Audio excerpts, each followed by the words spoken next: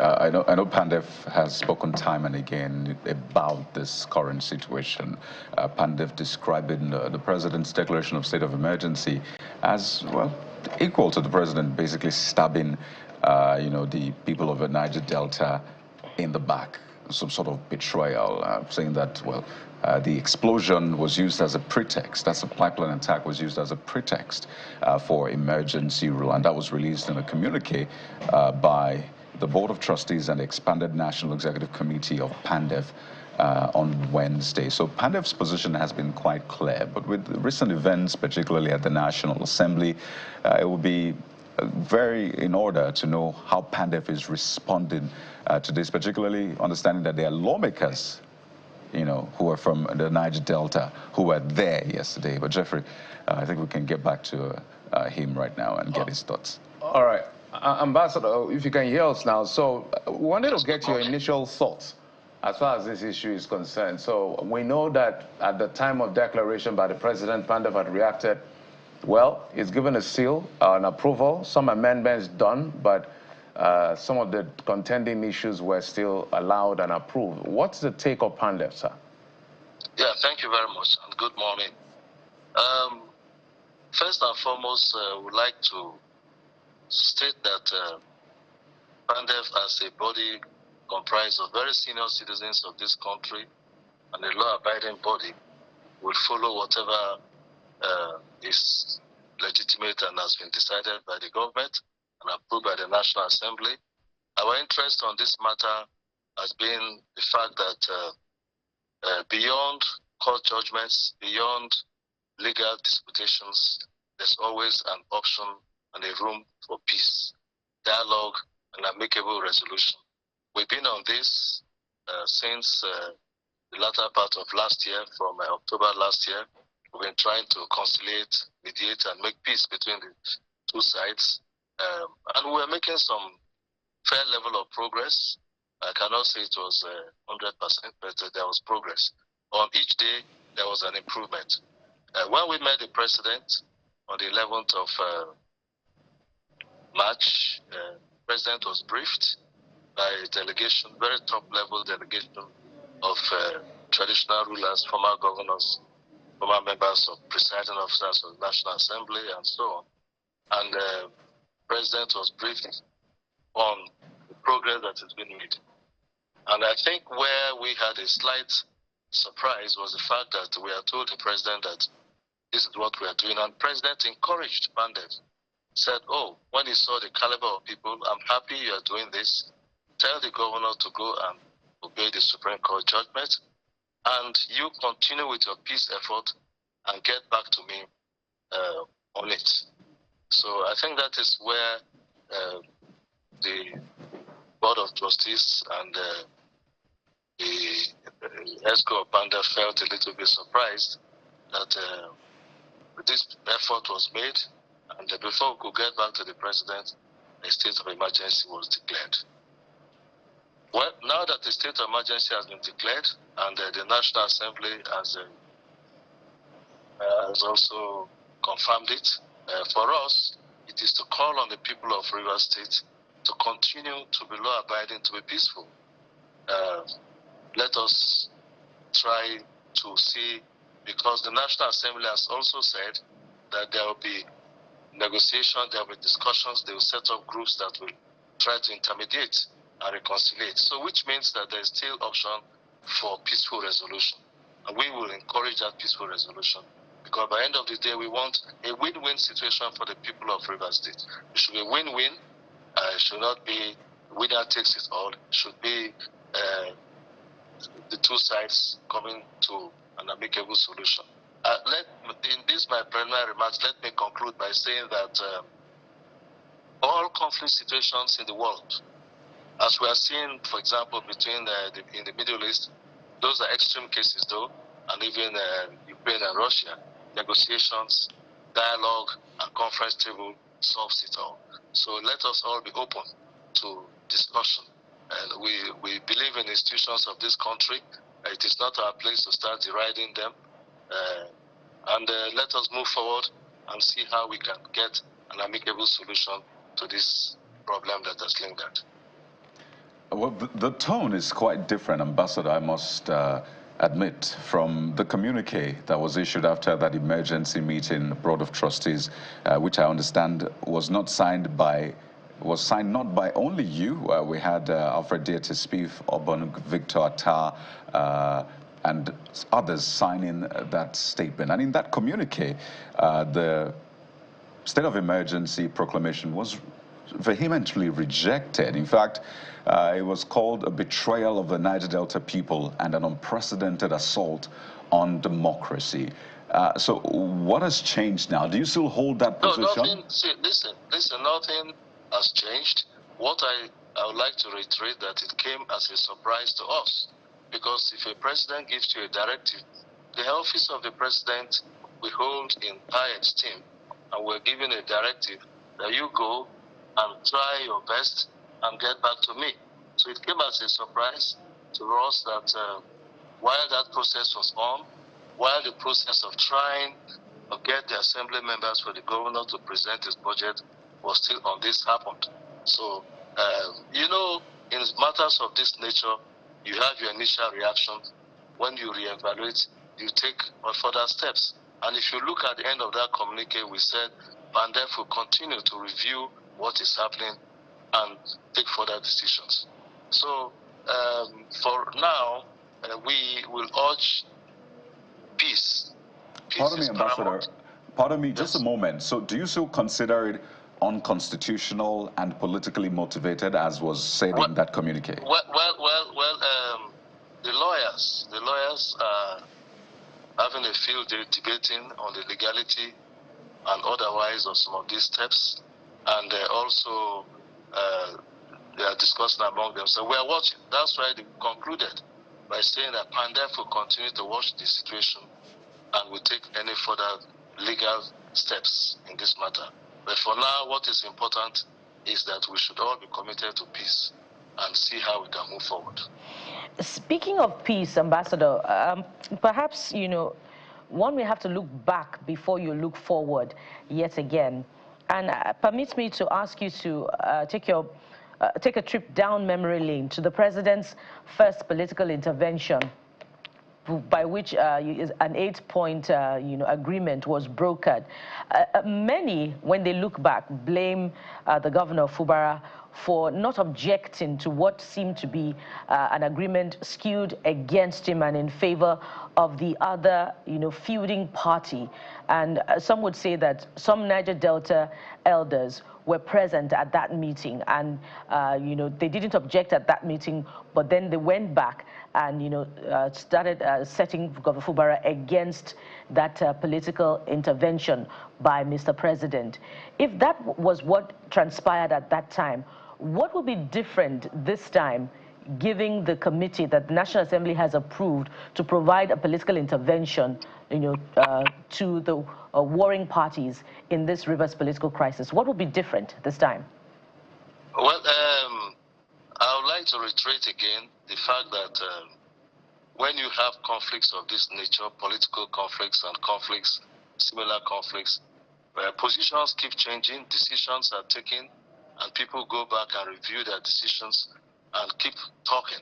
You judge until you're able to arrive at a point where all parties come to full understanding. Yes, Mr. President did very well, tried to give his own fatherly intervention at the beginning, and after they left, all the two parties in various ways tried to comply. It is totally untrue, totally unfair, and would not be correct to say that the governor reneged. No. There was a decision in that meeting that said the governor should go and withdraw the court case. And if you go through the facts, he withdrew the court case, which has now become an albatross because some subsequent judgments were based on the fact that he withdrew the court case, which was the main issue in contention. And the other parties had the case still alive, and judgment was passed against him. And so those mistakes have been made by both sides. But if you keep looking at the rear mirror, you get a crash. The attitude of PANDEF is always forward-looking, and that was why when we saw that progress was snail-paced, in October last year we constituted a committee made up of very senior Nigerians, I must say, the former governor of Akwa Ibom State, 3 former governors and 3 former leaders of the Senate, to broker peace. And we did not have to start going back to say, okay, you made this mistake, you made that mistake. It was a matter of talking towards arriving at a peaceful resolution. And what has changed is the fact that since that time, the state of emergency has been declared. Since that time, Senate of the country, which is the highest lawmaking body, and the House of Reps, making 2 of them the National Assembly, has affirmed what the president has done, and the administrator has been appointed. The governor has been told, along with his deputy and the assembly, to step aside to give a basis for discussion, for more dialogue, to arrive at a give and take option. So I think we should focus more on what has happened now. If the lawyers want to continue to look at the legality, well, it's okay. It's good that the country is established on the basis of rule of law, which the president emphasized. The law must rule at all times. So we leave that to the lawyers. But for us, the initial reaction of PANDEF was the fact that we were surprised that a state of emergency was declared, because we were given a charge. A presidential charge in the temporal setting in any country is the highest charge anybody can give you. When a president tells you, go and do this, you take it almost as a command. And that is what the Peace Committee was still doing when the state of emergency was declared. And that was why we reacted in the manner we reacted. And that is quite appropriate and so legitimate as it is. So going forward, for us, it is for all parties to work with whichever committee that is constituted towards discussions for peace. And we will give them all the support by encouraging the community leaders, encouraging the leaders of Rivers State and other stakeholders to work towards peace, encouraging our young people not to take the law into their hands. Some would say that godfatherism is at the heart of these political crises.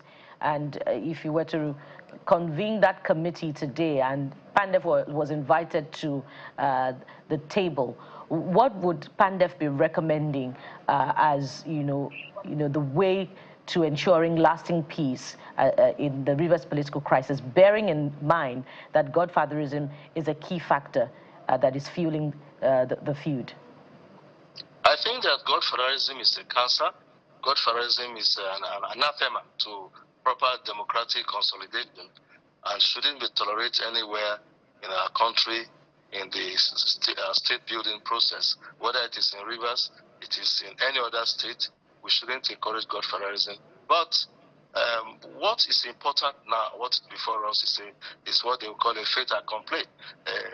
Something has been done by the highest political office holder in the country, the chief executive of the country, the president. The next thing is that the National Assembly has concurred with him. The only option now left for any party if they want is to go to court. But for us as a body, it is we are a body that is formed to promote dialogue, to promote the reign of peace in the region, and also defending, of course, the people. So what a template has been established now. That template is that go and talk on how we can arrive at peaceful resolution of this problem. If that option was not there, PANDEF would have reacted totally differently. Yes, but the option has been created. It's what we were doing already. We were already on the verge of arriving somewhere. Let me say this, and I think Nigerians need to know. At the beginning, when PANDEF got involved, the two sides did not want to talk to each other. And finally, the committee of elders succeeded in talking to the two sides. They met people who were very close to the governor. They met with the governor himself twice. Then they also met with the very close people to the minister of the Federal Capital Territory. And the two sides agreed that, okay, let us arrange for the two principals to meet at a neutral ground. And we had already started working on that, on a place where both of them can meet face to face. I can put it out that we had approached one of the governors in the South, who is very detached from this matter, to host, and he had accepted to host. So we're looking forward to that process. When we went to the president and reported this process to him, and he said, okay, let the governor obey the court judgment. you go and continue your good work. He thanked the elders. I must say also, the president was very civil, very receptive to the people that went. I don't know why the report that came out from the State House showed as if people were not properly received. Not at all. President showed a lot of difference. In fact, the president said something. I will breach protocol to come down to greet some of them when he saw the caliber of people. So it was not that bad. He said, go and continue with your peace work. I thank all of you. These elders, he called some of them by name, always been there. And so we were jolted. We were surprised. First, it was the attack on PANDEF by one of the parties, very violently. Less than 24 hours, even before people could check out from the hotels the next morning. And then the next was the declaration of state of emergency, which they were still working. But I will repeat for the umpteenth time, for us, we must go forward. Right. We must go forward at this stage. Ambassador, that going forward is for all parties to work towards peace. Ambassador, yes, just a moment. As we begin to wind down, it's important that in finding a path to this and resolution, what we can do is to hazard a guess as to what the issues are. You've been able to speak either directly, I mean PANDEF now, either directly or by proxy to the warring party, if you allow me to use that word. What exactly does each party want?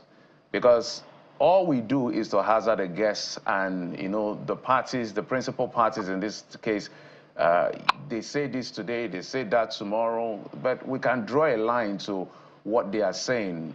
Political structure, this, that, and the other. We can't hold on to anything as strongly as we should. But what have you been told by a party saying, yes, on Wiki says this is what he wants, or the governor saying this is what we want? Because it's what they want that is causing this problem.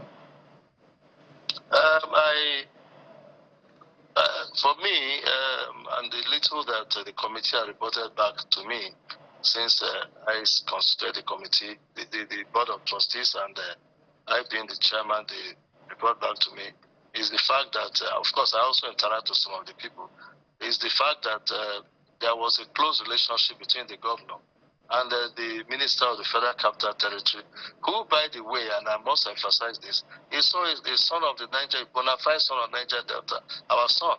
And we are pleased with him, although there are disagreements on some of the aspects of he cooperating with the committee.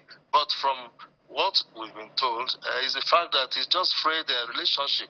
Relationship has gone par. And, you know, it's a human thing. A matter of ego, a matter of misunderstanding, wrong communication, and wrong value judgment by supporters. You know, supporters say, don't agree this way, don't agree that way. So the details are what we've been working on. And if this new work of the National Assembly, they so desire, the people from PANDEF, we deliberately made sure that there was no person from River State in that committee. Committee headed by the former governor of Akwa Ibom State, which everybody knows is the father of modern Akwa Ibom State, the former governor of Kwara State, Colonel Pamoga, military governor, the former deputy governor of Bayelsa State, 3 former chief whips of the Senate, and one former leader of the House of Reps. These are people in their 70s and 80s, senior, very senior Nigerians that have served in different capacities. So if they want them to come and brief them, they will go and brief them and tell them where they've reached and tell them the naughty areas. Yes, there are some naughty areas which we may not be able to discuss in this short period of this interview. But please, we want to enjoin all people. Let us pray for River State and let us support any peaceful initiative. Lawyers are free to do what they want to do, but at the political level, we'll continue to work towards peace. We need peace in River State. It's important to the country. We need peace in River State. It's important, particularly to the Niger Delta. Port Harcourt is the capital city of the South-South, and many of our people live there. Many of us still have our homes. From Bayelsa, our houses are still in Port Harcourt. Many of us have a Port Harcourt address. So we grew up in Port Harcourt. So we need peace in Port Harcourt. And we will get there. By the grace of God, we'll get there now that it has escalated to this level. All right, Ambassador, that's the dream and the prayers as far as this issue is concerned, because it's exhausting. Everybody just wants closure as soon as possible. Ambassador Godnose Igale is the national chairman of PANDEF, who joined us via Zoom. Thank you so much, sir, for coming on the program. Thank you very much.